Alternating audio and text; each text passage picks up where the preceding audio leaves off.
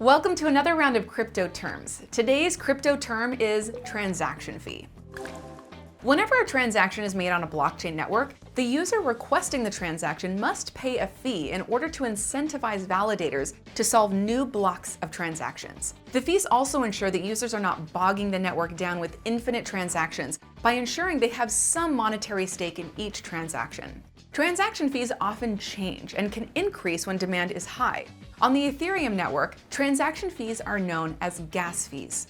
Transaction fees are important to the network's overall performance as they are given to miners and validators as rewards for mining blocks or staking. And that wraps it up. Don't let crypto jargon be a barrier between you and financial freedom. Head to iTrustCapital.com for more information and keep it here on our channel for key concepts to learn.